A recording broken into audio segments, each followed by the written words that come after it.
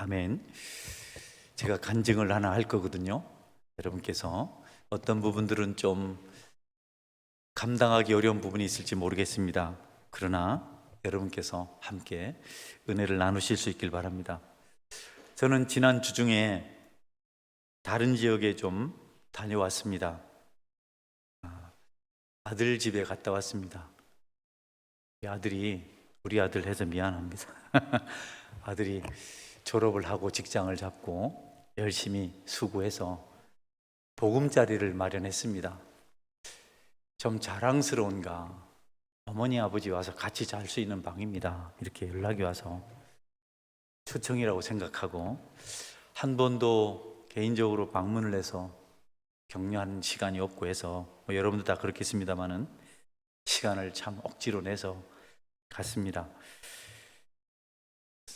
새로운 보금자리, 또 새로운 직장에 대한 아버지로서 기도도 필요했고, 또 이전에는 학사에서 살아서 교회 생활하기가 어렵지 않았는데 1시간 남짓 가야 되는 그런 지역에 집을 얻어서 또 교회까지 가는 일이 쉽지 않고, 예배는 그곳에 가서 드려도 또 기도도 해야 되고 해서 또 교회도 좀 하나 알아봐야 되겠다 하는 마음을 가지고 올라갔습니다. 가는 날 한나절 정도를 걸어서, 밤중이죠. 그 정도 시간을 걸어서 열 몇 개 되는 교회를 돌아봤습니다. 그 중에 하나를 선택하고 다음날 새벽에 일찌감치 4시가 좀 못 돼서 그 교회를 갔는데 문이 닫혀 있었습니다. 너무 이른 시간이라서는 생각도 했고, 혹은 질병 때문에 그러는가 하는 생각도 했습니다. 다음 교회를 또 찾았습니다. 그렇게 해서 또 열 몇 개 정도의 교회를 돌았는데 모두 문이 잠겨 있었습니다. 마지막 관악산 밑에 있는 작은 한 교회를 갔는데 거기는 미등이 켜져 있었습니다. 그러나 문은 잠겨 있었습니다. 아마도 미등이 켜져 있으니까 기도하러 오실 거라고 생각하고 관악산 주변을 좀 서성이다가 두어 차례 방문을 했는데 계속 문이 닫혀 있었습니다. 그러다 보니 시간은 다 지나고 이미 5시가 됐습니다. 집으로 돌아오다가 너무도 감사하게 불이 켜져 있는, 문이 열려 있는 예배당을 보았습니다. 너무 큰 은혜였습니다. 예배하는 곳, 기도할 곳, 그런 곳이 있다는 것은 참 감사한 일이구나. 그러면서 짐짓 서원교회를 생각했습니다. 성도들이 모여서 무시로 기도하는 곳, 그곳이 참 좋은 곳이구나. 늘 문이 열려 있어서 누구나 올 수 있는 곳. 어머니 품과 같은 교회가 잠겨 있으니까 목사인 제가 참 삭막했습니다. 그런데 교회를 생각하면서 행복한 마음이 들었습니다. 좀 늦은 시간이지만 문이 열려 있는 그 교회를 조심스럽게 들어갔습니다. 이미 많이 진행되었고 설교가 꽤 많이 진행된 것 같아요. 그래도 자리에 앉아서 기도를 하게 되었다는 것이 얼마나 감사한지, 늘 교회에서 기도하고 언제든지 문 열린 곳에 와서 간구할 수 있다는 것을 당연하게 생각했는데 막상 그런 환경을 경험하고 나니까 이것이 특별한 은혜라는 것을 알았습니다. 열려있는 교회, 언제든지 가서 기도할 수 있는 교회는 참 은혜 받은 것이구나. 목사님 설교도 은혜가 되었습니다.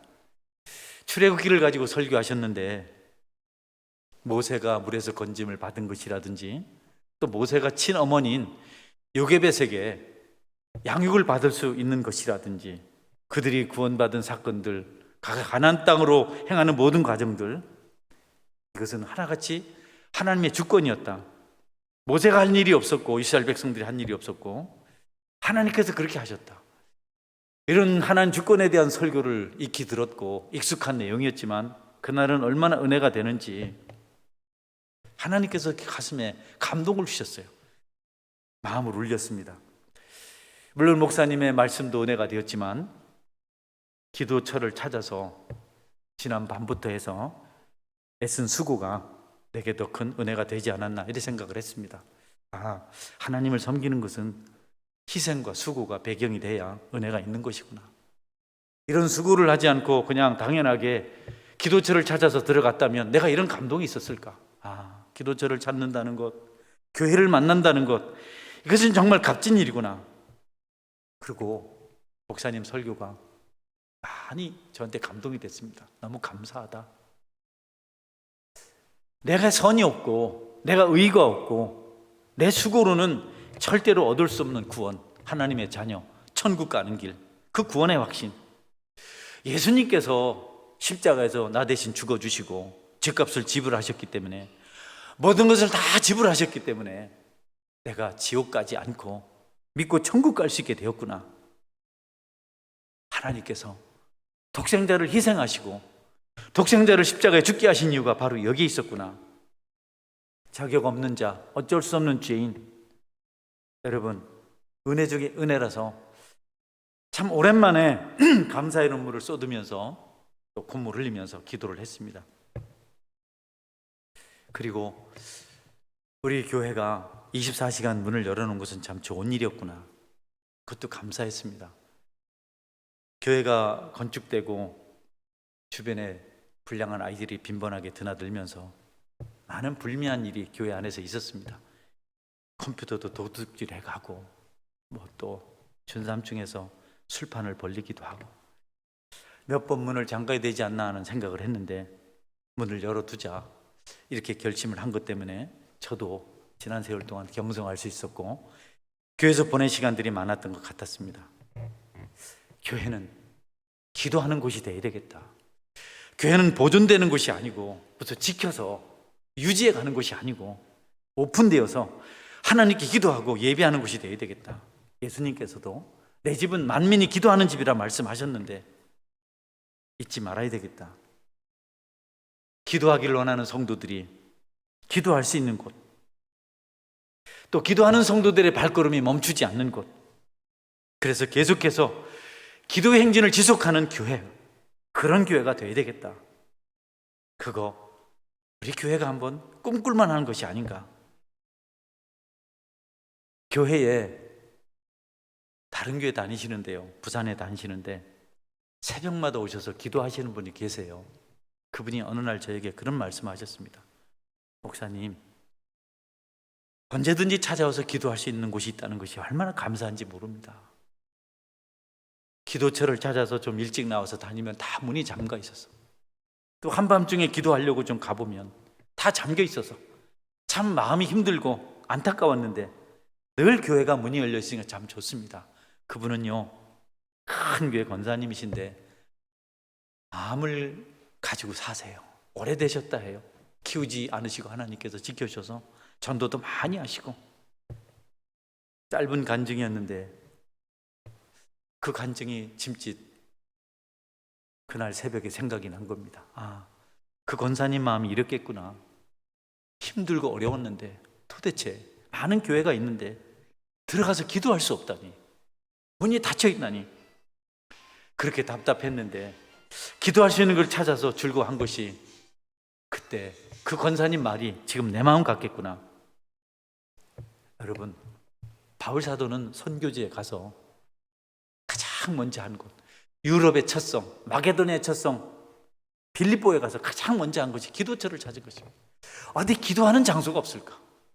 아마 어딘가에 유대교의 영향을 받아서, 아직 예수님은 그러지 모르지만 디아스포라 흩어진 유대인들이 어딘가 모여서 기도하는 것이 없을까? 그래서 기도처를 찾아다녔는데 강가에서 일단의 여인들이 기도하는 것을 본 겁니다. 너무 감사하죠. 바울이 덜퍼덕 그 총각이 그 여인들이 기도하는 곳에 가서 체면도 없이 같이 기도를 하고 여세를 몰아서 그들에게 복음을 증거합니다. 그런데 여러분, 그 기도의 끝에 거기 루디아라는 여인, 두아디라 성의 자주장사, 무역상, 부유한 여인, 가쁘죠.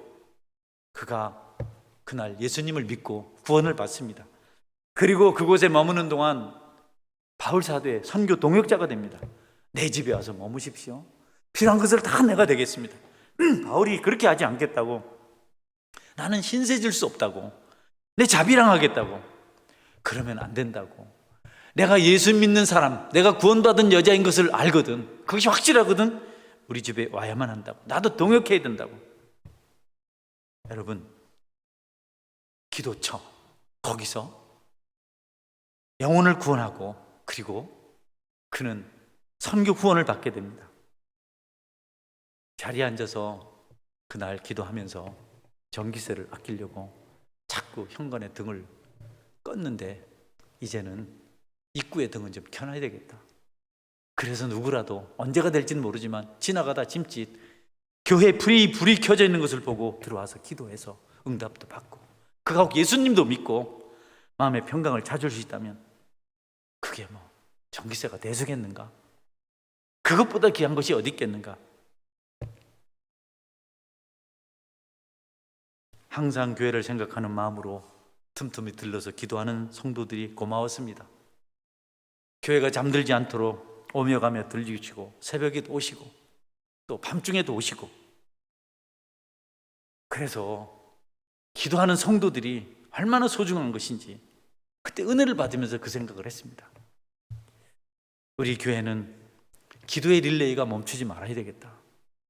1년에 한 차례씩 릴레이 기도를 하지요. 정해서 부국 기도해라 이렇게 권사님들이 정해서 하는데 그때 참 풍성합니다. 그 한 주가 계속 기도하는 그 한 주가 얼마나 풍성한지 모릅니다.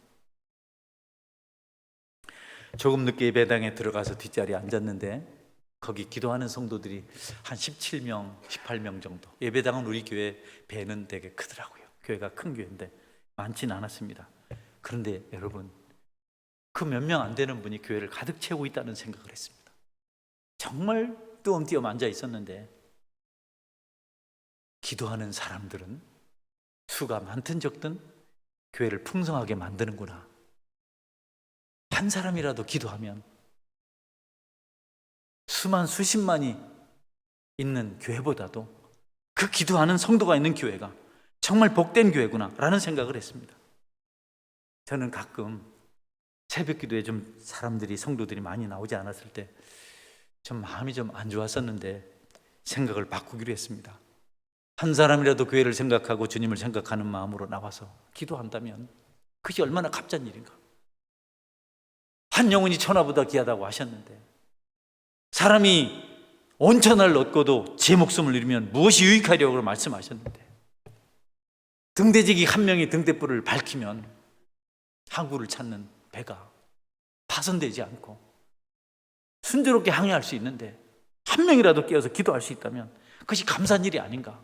그래서 많이 오든 적게 오든 기도하는 사람과 교통하면서 기도하겠다는 생각을 했습니다. 여러분, 영적 잠에 빠져있는 성도들이 있으면 뭐 하겠습니까? 마귀의 도구밖에 더 되겠습니까? 거기 나와서 기도하시는 분들이 다 연로하신 분들이었습니다. 우리 교회는 좀 달랐습니다. 교회가 오래되었기 때문에 제가 그 교회 홈페이지 들어가 보니까 장로님들이 참 많고 은퇴하신 분도 많고 권사님들 많고 그렇더라고요. 아마 그분들이 나오셔서 기도한 것 같아요. 여러분, 하나님을 섬기는데 나이가 많으면 어떻고 나이가 어리면 어떻습니까? 다윗은 소년 시절에 골리앗을 물리치지 않았습니까? 갈렙은 85세의 나이에 헤브론 점령했잖아요. 두 번째 가나안 땅 앞에 섰을 때, 가나안 땅을 정복할 때 갈렙이 여호수아에게 한 말이 뭡니까? 내 나이 85세지만 아직 45년 전처럼 여상해서 내가 얼마든지 전쟁에 출입할 수 있습니다. 헤브론을 나한테 맡기십시오. 가장 강한 적들이 있었습니다. 가장 무서운 적들이 있었고 가장 정복하기 어려운 그런 난공불락의 지역이었는데 갈렙이 정복을 합니다. 우리의 처지가 어떠하든 무슨 관계이겠습니까? 깨어서 기도할 수 있다면 그것이 축복이 아니겠습니까? 여러분, 하나님이 기뻐하시는 교회, 기도하는 성도들이 있는 교회, 깨어있는 성도들이 있는 교회, 그들이 파수꾼이 되어서 기도를 지키는 그곳이 하나님께서 기뻐하시는 교회라는 사실을 다시 한번 확인했습니다. 문제는 기도를 쉰다는 겁니다. 그래서 사무엘은 내가 결단코 기도를 쉬는 죄를 범하지 않겠다 이렇게 고백을 했습니다. 이런저런 이유로 교회당 문을 닫고 신앙 활동을 멈추는 것은 하나님의 일은 아니다. 꼭 교회까지 가야 됩니까? 마음이 중요하잖아요. 여러분, 맞는 말 같지만 틀립니다. 행함이 없는 믿음은 죽은 믿음입니다. 마음만 있고 행하지 않은 것을 게으르다 갑니다. 해야지. 이집트 나일강가에는 그런 새가 있다고 합니다. 제가 책에서 본 거라서 늘 이렇게 노래한답니다.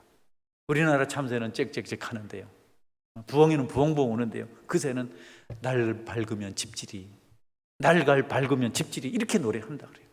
그 새는 밤만 되면 계속 그 노래를 한답니다. 그러나 날이 밝아오고 태양이 따뜻하면 밤새던 결심을 다 잊고 또 다시 날아다니다가 또 밤중이 되면 그렇게 한다고 합니다.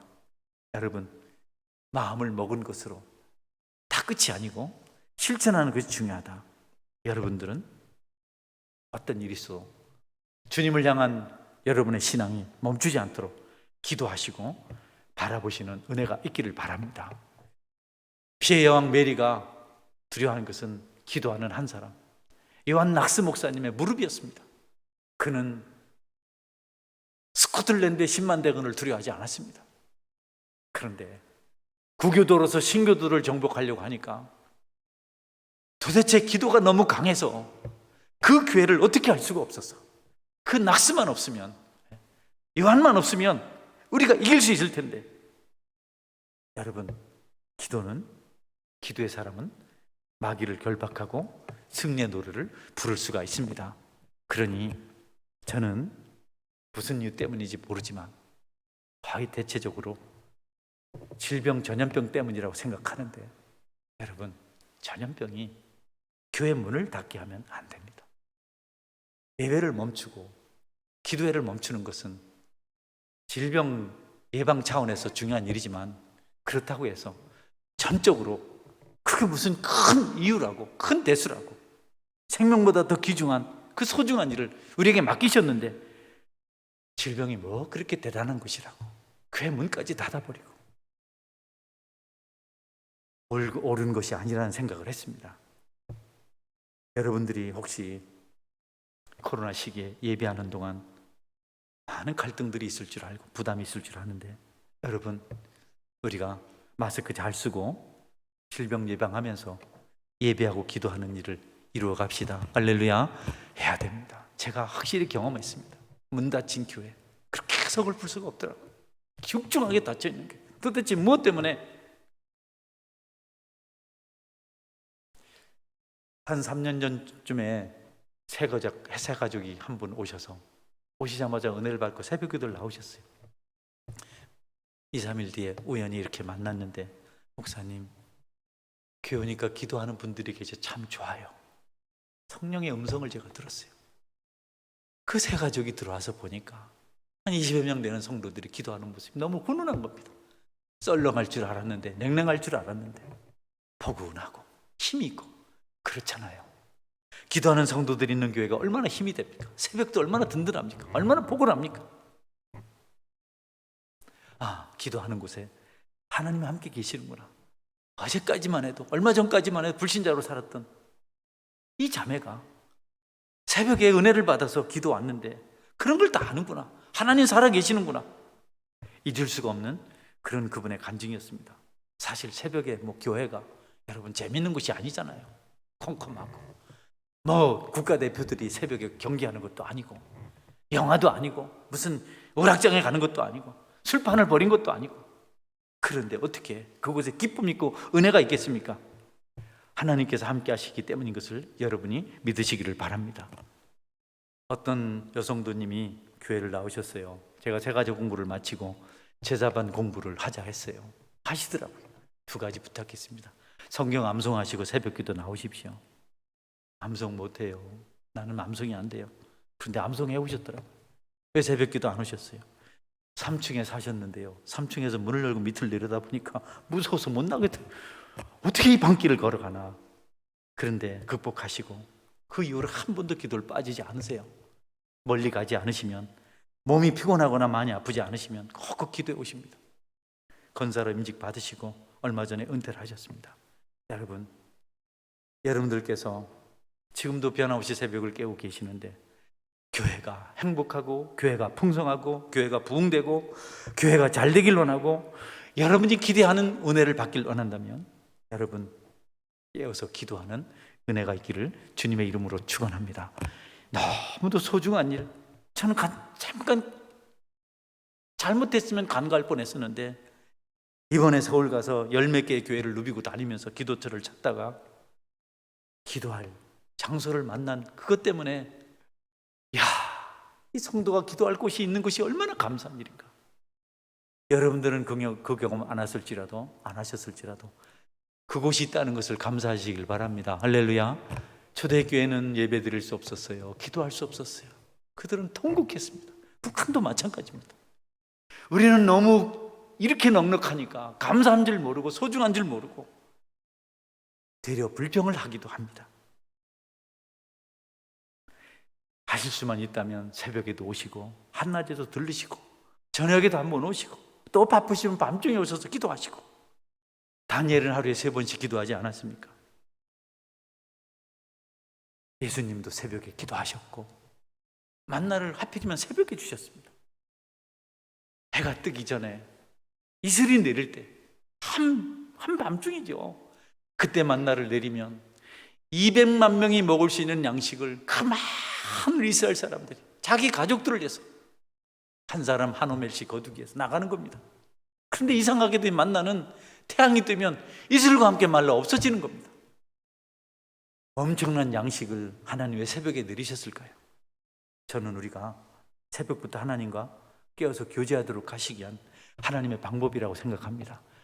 여러분들도 그렇게 하실 수 있기를 바랍니다. 기도가 누구 좋아라고 하는 겁니까? 우리가 하나님과 살기 위한 거 아닙니까? 그래서 오늘 말씀은 벌지어다 내가 문 밖에서 두드러니 누구든지 내 음성을 듣고 문을 열면 내가 그에게 들어가 그로 더불어 먹고 그는 나와 더불어 먹으리라 이렇게 말씀하셨어요. 이 말씀은요, 요한계시록은 오늘 읽은 계시록 3장 20절 말씀은 불신자들에게 하신 말씀이 아니에요. 우리가 불신자들을 영접할 때 이 말씀을 사용하는데 틀리진 않습니다. 잘못되지는 않지만 라오디가 교인들에게 주신 말씀이에요. 라오디가 교인들에게.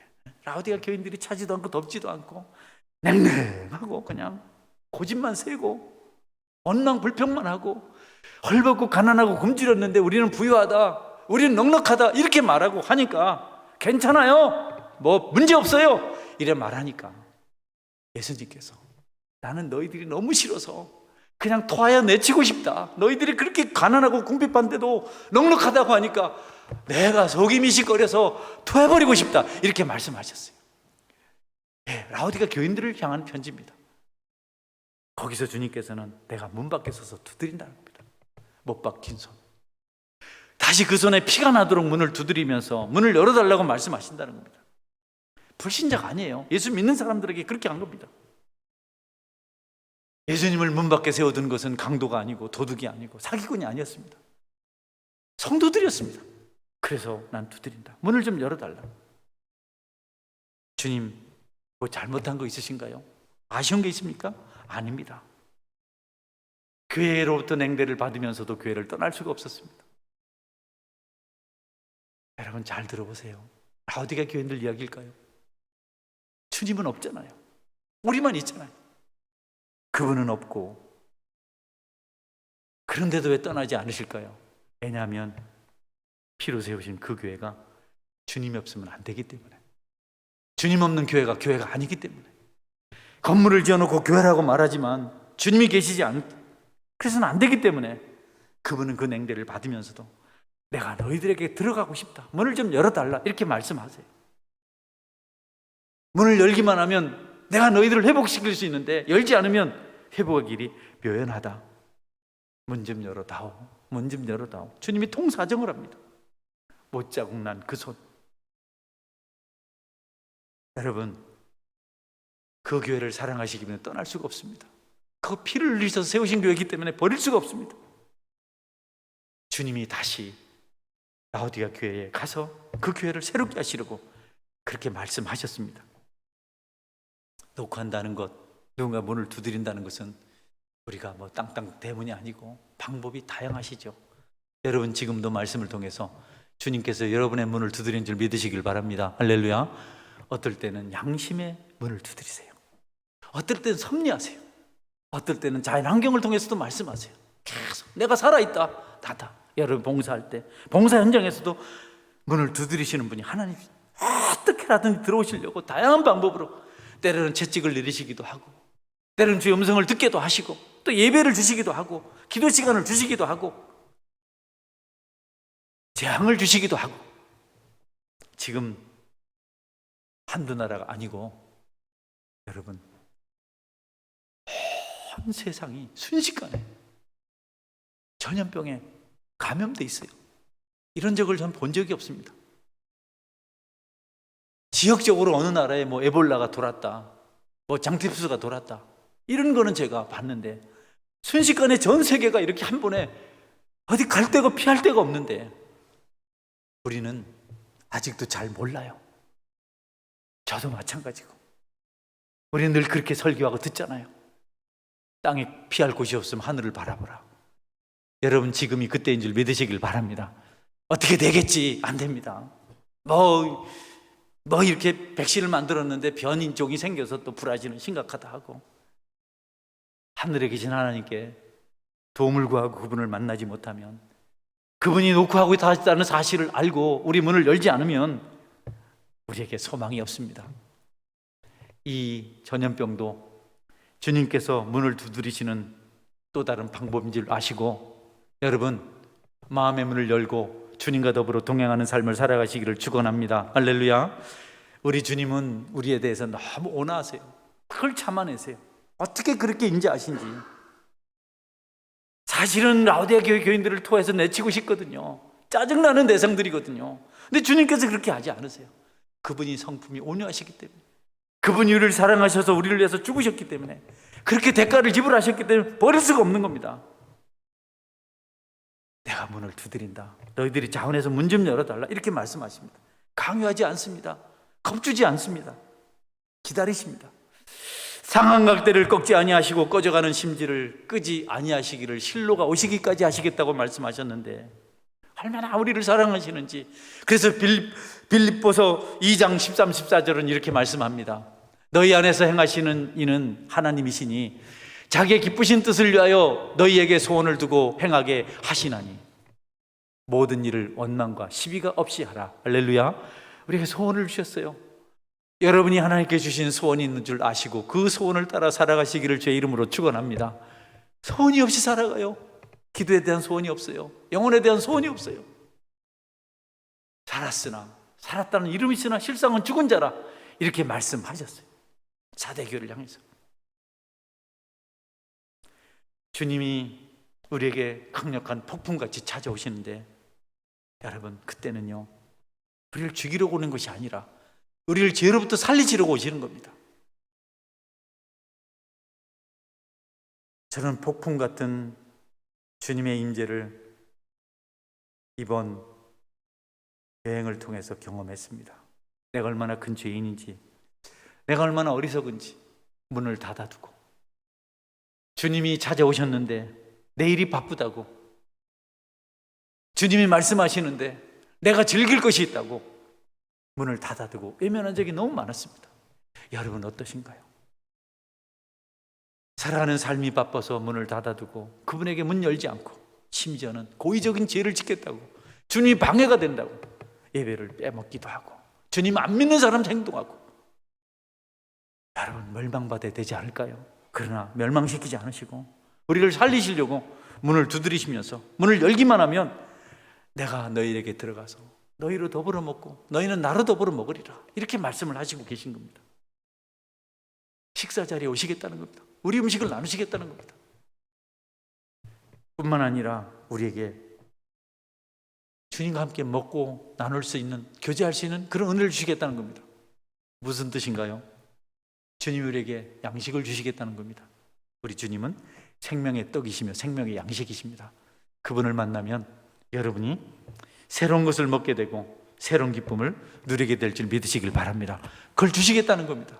오십시오. 주님이 오시라고 말씀합니다. 수고하고 무거운 짐 다 내게로 오라. 내가 너희를 쉬게 하리라. 우리의 손님이 되어주실 뿐 아니라 우리를 손님으로 맞이하셔서 우리가 함께 하시겠고 가장 풍성한 양식을 주시겠다는 겁니다.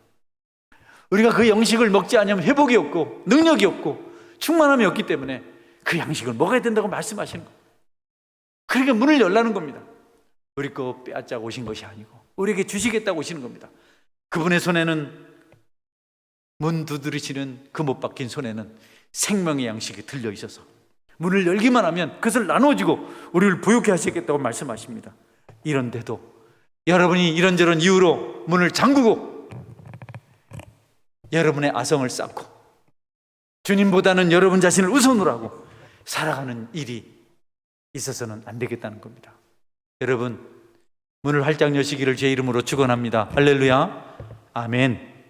할렐루야. 예, 잠도 있고 밤에는 마귀를 떠나가게 만들거든요. 진실로 트루리 그렇게 되길 원합니다. 여러분, 다른 모든 것 다 제쳐두고 먼저 달려가서 문부터 여시기를 제 이름으로 축원합니다. 주님 잠깐만요, 마시던 거 좀 마시고요. 주님 잠깐 한 대 태우던 거 좀 태우고요. 주님 잠깐 사람들 오니까 그들 좀 만나고요. 그게 아니에요. 주님 부르실 때는 지체하지 말고 달려가야 되는 겁니다. 어떤 분은 그 성경 말씀을 알았어요. 너희가 몸이 아플 때는 포도주를 한 잔씩 하라, 이렇게 했어요. 디모데한테 바울이. 그 은혜 받았어요. 그래서 그분은 몸 아플 때를 바랬어요. 몸만 아프면 손가락이 아파도 포도주 한 잔. 왜? 몸을 위해서 한 잔씩 하라니까. 배만 아파도 포도주를 한 잔. 여러분, 우리 성도가 그래서 되겠습니까? 여러분이 비근한 예로 그건데 많은 경우 그렇습니다. 주님을 제쳐두고 세상 살아보겠다고, 쾌락을 좀 얻어보겠다고 현행범들이 많아요. 저도 포함되고요. 주님의 식사 자리에 대한 이야기가 2000년 전에 갈릴리 호수 바닷가에서 있었습니다. 예수님 베드로를 찾아가셨어요. 모닥불을 피워놓고 베드로에게 너에게 고기가 있느냐? 없습니다. 깊은 데 가서 그물을 던져라. 많이 고기 잡았습니다. 고기 가지고 와라. 물고기를 숯불에 구워주십니다. 거기 떡도 준비되어 있었습니다. 주님이 그들에게 양식을 주십니다.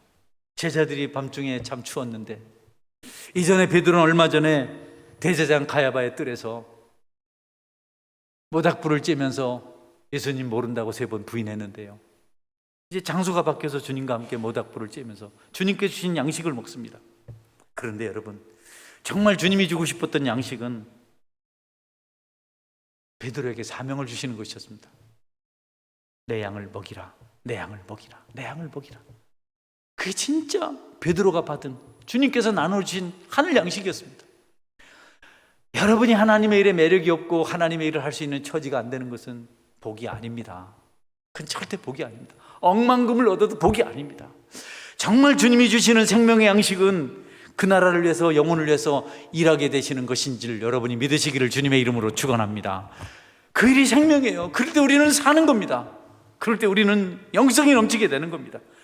그 양식을 주시려고 그날 모닥불을 피워두시고 그렇게까지 하셨습니다. 베드로는요, 그 일이 너무 좋고 그 일이 너무 행복해서 그 일 때문에 십자가에 달려서 거꾸로 죽습니다.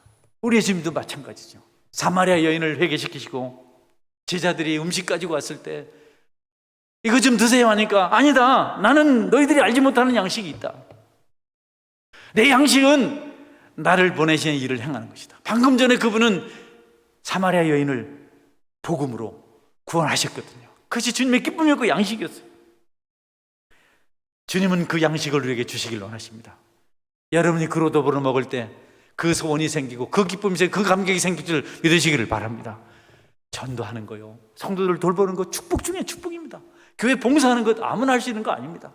몰라서도 못하지만, 하고 싶지만 용기가 없어서 못하고 은혜가 없어서 못하기도 하고,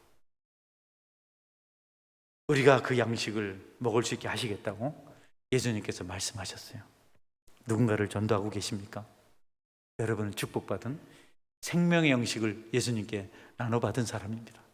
누군가를 중보기도 하고 계십니까? 여러분, 나로 더불어 너희들이 먹을 것이라고 하신 그 주님께서 여러분에게 양식을 주셔서 그 일을 하고 있는 줄 믿으시고 감사하실 수 있기를 바랍니다. 말씀을 정리합니다. 전해 내려오는 이야기가 있습니다. 한 사람이 토기, 질그릇을 얻으려고 한 줌의 점토를 가지고 왔어요. 그런데 이상하게도 그 점토에서 향기가 나는 겁니다. 그래서 그가 점토에게 묻습니다.